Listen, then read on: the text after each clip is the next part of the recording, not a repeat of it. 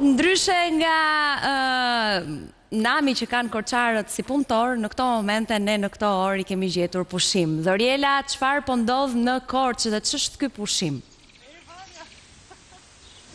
Mirëmëngjes, sigurisht që komisionerët pasi kanë numëruar për gjatë gjithë natës, deri në mëngjes në orën 7 kanë kërkuar të marrin një pushim për të vijuar më tej me procesin e numërimit.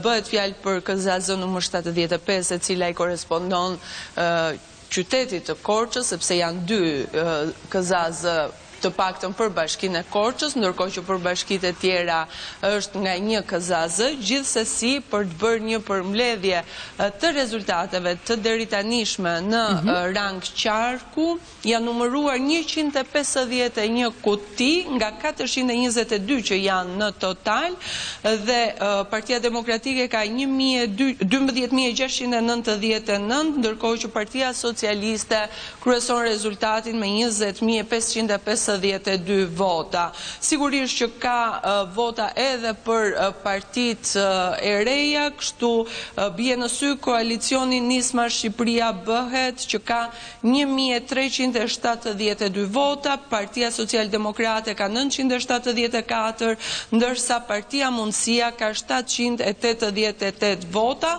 më pak kanë partitë e tjera. Por dua të ripërsëris edhe njëherë rezultatet për bashkinë e Pustecit, e cila e ka mbyllur numërimin rreth mesnate.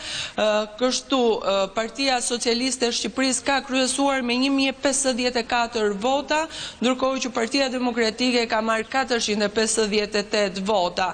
Ndërkohë, sa I takon partive të tjera, numri votave është shumë I vogël, 16 vota ka Partia Mundësia, nga 7 deri në 10 vota koalicioni Shqipëria bëhet, do më thëmë partitë e tjera kanë shifra relativisht të vogla.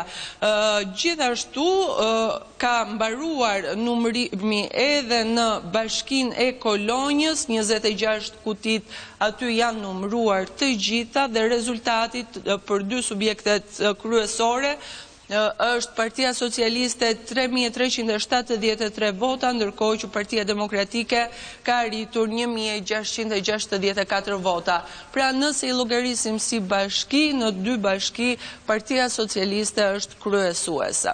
Interesante. Mirë, Dhoriela, të falenderoj.